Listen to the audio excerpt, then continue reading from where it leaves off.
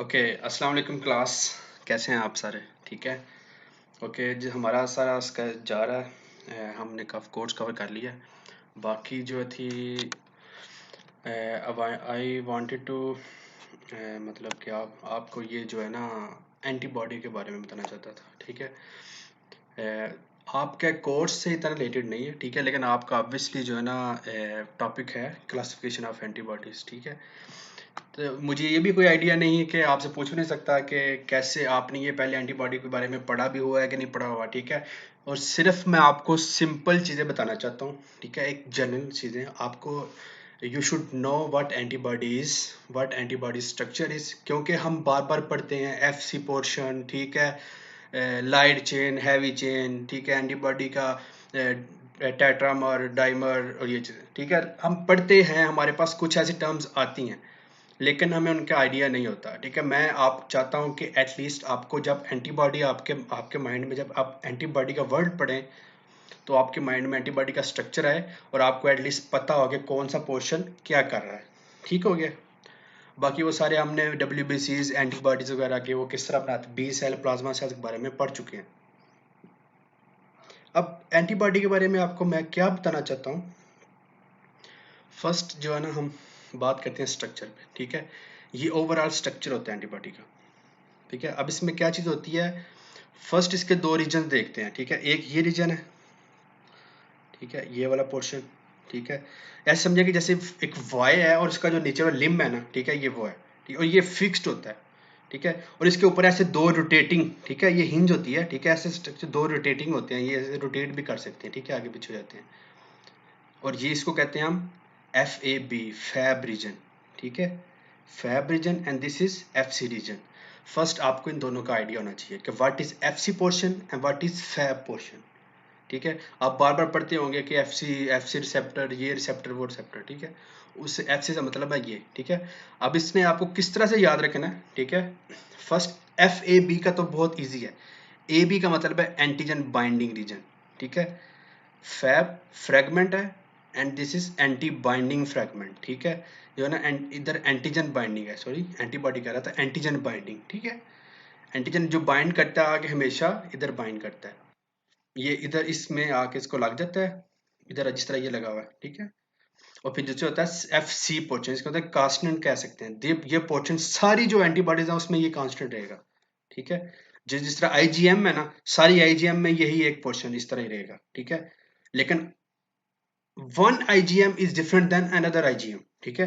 क्योंकि वो जो है ना किस तरह डिफरेंस होती है, एंटीजन स्पेसिफिसिटी से। ठीक है। उनकी जो एंटीजन बाइंडिंग साइट्स होती है ना वो डिफरेंट होती है। एक IgM किसी एक एंटीजन से स्पेसिफिक होगी और दूसरी IgM किसी और दूसरी एंटीजन से स्पेसिफिक होगी। ठीक है। That's why it's called antigen binding region and this is called hyper variable region. ठीक है। कि ये बहुत ज्यादा वेरिएबल होते हैं।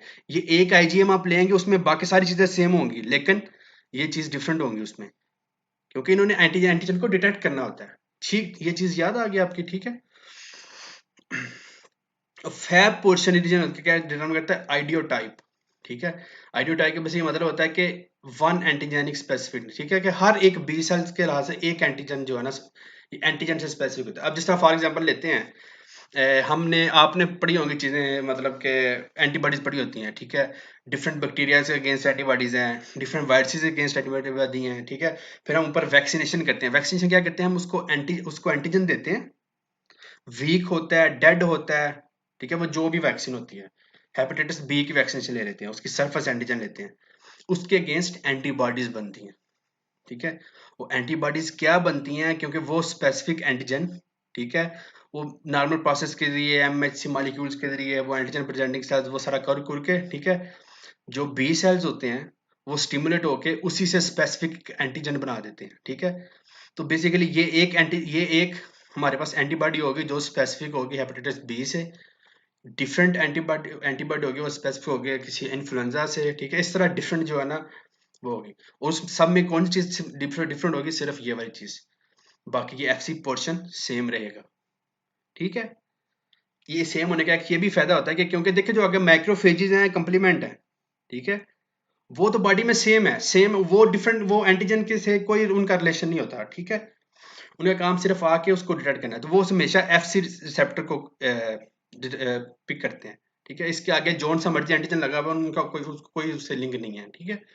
उन्होंने एफसी रीजन को आके बाइंड करना है और अपना प्रोसेस जो इसको एंटीजन को अंदर ले लेना है और अपना इम्यूनिटी का प्रोसेस स्टार्ट रखना है, ठीक है। ये चीज समझ लगी आपको। हाँ, और देखें एफसी पोर्शन जो होगा ना आपका, एफसी रीजन, ठीक है, ये डिफरेंट होगा, आईजीए में डिफरेंट होगा, ठीक है, आईजीजी में डिफरेंट होगा, आईजीए में डिफरेंट होगा, ठीक है। और बाकी जो ना ये तो सब में डिफरेंट होगा, ठीक है। ये F A B portion region, ठीक है। ये तो एक आईजीएम में ही सारे डिफरेंट हो गए। ये सिर्फ ये चीज मैं आपको समझाना चाहता था, जो कि काफी डिफिकल्ट चीज है। फर्स्ट क्या चीज मैंने बताई आपको, Fab region and FC reason.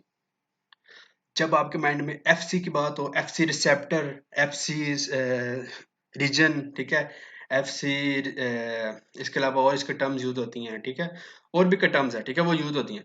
तो आपके माइंड में ये स्ट्रक्चर आना चाहिए, ठीक है, आपको पता होना चाहिए व्हाट इज एफसी रीजन, ठीक है, उसमें होता क्या है, ठीक है। उधर आके कंप्लीमेंट बाइंड करते हैं, मैक्रोफेजेस बाइंड करते हैं, और बाकी सेल्स जो कि उस एंटीबॉडी को इंटरनलाइज कर देते हैं और फिर उसको फेगोसाइटोज करते हैं, ठीक है। वो एफसी रीजन को आके बाइंड करते हैं, ठीक है। उनके ऊपर एफसी रिसेप्टर्स लगे होते हैं जो कि इस रीजन को डिटेक्ट करते हैं। कंफर्म है यहाँ तक, ठीक है। अब ये जो है ना, ये इजी चीज है, ठीक है, ये इजी है। अब इसमें एक चीज और आती है, एक ये चीज है ऐसे करके लंबी, ठीक है, ये देखें ये ऐसे लंबी है, और एक फिर ये लाइट शेड में दूसरी एक चेन लगी हुई है, ठीक है। अब क्या इसे कहते हैं कि ये पूरी हैवी चेन है एक, और ये इसको कहते हैं लाइट चेन, ठीक है। ये भी अक्सर आपकी टर्म्स आ जाती हैं कि लाइट चेन, हैवी चेन, ठीक है। आपको लेमडा इस तरह के लाइट चेन्स, आपको मैंने मल्टीपल माइलोमा पढ़ाया था, ठीक है, उसमें लाइट चेन जो थी वो डिपॉजिट हो रही थी, ठीक है। मल्टीपल माइलोमा में जब बी सेल्स होते हैं, ठीक है, उसका ट्यूमर है प्लाज्मा सेल्स का, तो वो एंटीबॉडीज बहुत ज्यादा बना रहे होते हैं, तो उनकी जो ये जो लाइट चेन्स होती है ना, ये डिफरेंट टिश्यूज के अंदर जाकर डिपॉजिट हो जाती थी, जिसकी वजह से वो डिजीज काज कर रहे थे, ठीक है। तो ये वाली लाइट चेन, ये सिर्फ इधर होंगी, और ये सिर्फ फैब रीजन में होंगी, एफसी पोर्शन में कोई लाइट चेन नहीं होगी, ठीक है। फर्स्ट ये स्ट्रक्चर जो है ना आपको मैं बताना चाह रहा हूँ, ठीक है।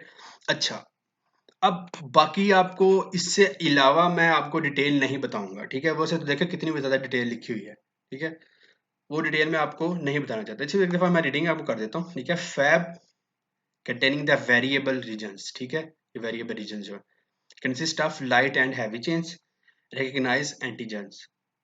FC region of IgM and IgG fixes complements, ठीक है। Heavy chain contributes to FC and Fab portion, light chain contributes only to Fab region. ये वही चीजें जो मैंने आपको बताई है। अच्छा, अब बात करते हैं, एक टर्म्स है जिसको हम ये सब हम सबको पता है कि हम जो इस चीज पे कंफ्यूज हो रहे हैं कि what is a hyper variable region, ठीक है। अब ये टर्म्स मेरे ख्याल में आप लोगों के लिए मुश्किल होगी, ठीक है, लेकिन आप अच्छे स्टूडेंट हैं, ठीक है, आप इसको सीखना भी चाहते हैं, ठीक है। तो आपको मैं सिर्फ एक जनरल सा आइडिया इसका देना चाहता हूँ, ठीक है। देखिए, ये एक एंटीबॉडी है, पूरी स्ट्रक्चर है।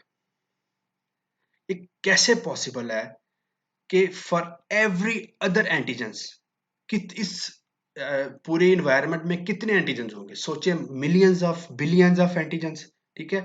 कैसे हो सकता है कि हर एक एंटीबॉडी उस एक एंटीजन से स्पेसिफिक हो सकती है, ठीक है। ऑल एंटीबॉडीज आर, देखें आईजीएम फॉर एग्जांपल लेते हैं, आईजीएम आप बड़ा अच्छा पढ़ते हैं इसलिए, एक आईजीएम है, ठीक है, एक ही चीज है, एक आईजीएम है, ठीक है, वो कैसे इतने ज्यादा एंटीजन को कवर करती है, ठीक है। ये इसकी आप बात करते हैं, this is all because of this hyper variable region, ठीक है, जो आपके एफ फैब रीजन में होते हैं, ठीक है। ये अब इसमें क्या होता है, जैसे ही आपका एंटीजन बाइंड करता है, ठीक है, with the help of T helper cells, ठीक है, CD4 हेल्पर सेल्स, ठीक है, वो हेल्प करते हैं, इसको स्टिमुलेट करते हैं, ठीक है। अब जो ये जो इसका रीजन है ना, इसका जो आपका इधर जीन्स वगैरह होती हैं, इस रीजन में जीन्स होती हैं जो कि आपको नाम याद करने की जरूरत नहीं है, ठीक है, वैसे, लेकिन जो है ना, ये देखें, VJ लाइट चेन इसको कहते हैं, VDJ हैवी चेन जीन्स, ठीक है, ये दो जीन्स होती हैं, ठीक है। लाइट चेन के अंदर कौन सी होगी, वीजे होगी, ठीक है, और हैवी चेन के अंदर कौन सी होगी, वीडीजे, ठीक है। ये दो जीन्स हैं जो कि सिर्फ हाइपर वेरिएबल रीजन्स के अंदर है। आपने इसको याद नहीं करनी, ठीक है, सिर्फ आपको समझाने के लिए चीजें बता रहा हूँ, ठीक है। जैसे ही आके एंटीजन अटैच को आता है, CD4 T helper cells stimulate करते हैं, ठीक है, उस एंटीजन को, बी सेल को, एंटीबॉडी प्रोड्यूसिंग सेल्स को, ठीक है। वो इन जीन्स के अंदर, ठीक है, जीन्स के अंदर चेंजेस आना शुरू हो जाती हैं, जिसका डीएनए है वो म्यूटेट करना शुरू कर देता है, ठीक है। कैसे म्यूटेट करता है, उसमें रैंडम एडिशन होती है न्यूक्लियोटाइड्स की, ठीक है। वो डीएनए के अंदर न्यूक्लियोटाइड्स की रैंडम एडिशन करते हैं, तो फिर वो ना उसको एंटीजन के साथ, फिर जो प्रोडक्ट होता है उसको, फिर उसको एंटीजन के साथ बाइंड भी करते हैं। वो जो चीज जितनी उसको, जो उस जीन का प्रोडक्ट होगा, ठीक है, स्टिमुलेट होती रहेगी जीन, ठीक है, म्यूटेट होती रहेगी, ठीक है, उससे जो प्रोडक्ट्स बनते रहेंगे, ठीक है। उससे बाइंड करेंगे, जो बाइंड सही नहीं करेगा वो डिस्कार्ड होता जाएगा, और एक ऐसा प्रोडक्ट बन जाएगा जो इस एंटीजन के साथ बड़ा अच्छे तरीके से बाइंड करेगा, ठीक है। उस वहां फिर आके उसकी जो म्यूटेशन है वो रुक जाएगी उधर, ठीक है। और फिर वो, इसलिए इसको हाइपर वेरिएबल कहते हैं, बिकॉज ये इसकी जो है ना बड़ी रैपिडली जो है ना म्यूटेशन चल रही होती है, ठीक है। और जीन्स जो है ना वो वेरिएबल जीन्स बन रहे होते हैं इधर, ठीक है। तो ये चीज मैं आपको सिर्फ बताना चाहता हूँ, ठीक है, कि एंटीजन स्पेसिफिसिटी कहाँ से आती है। It's because of rapidly on going random recombination कह दें, ठीक है, म्यूटेशन कह दें, of VJ and VDJ genes present in hyper variable region, ठीक है। ये चीज सिर्फ आपके जस्ट फॉर योर इंफॉर्मेशन, ठीक है। याद रखें ना रखें वो अप टू यू है, ठीक है। लेकिन मैं आपको चाहता, क्योंकि हमें कुछ भी नहीं पता होता, एंटीजन होती, एंटीबॉडी होती क्या है, ठीक है। हम बस कहते हैं जी IgA IgM IG। मैं चाहता हूँ कि आपको एटलीस्ट, मैंने लेक्चर दिया, एटलीस्ट आपके माइंड में एक पिक्चर जरूर बन जाए ओवरऑल, ठीक है, कि व्हाट इज एंटीबॉडी, इसकी स्ट्रक्चर क्या है, इसके रीजन क्या है, ठीक है। FC जब आप वर्ड सुने आपके माइंड में ये ना हो यार व्हाट इज दिस FC, ठीक है। ये चीज नहीं आपको सुनना चाहता, ठीक है।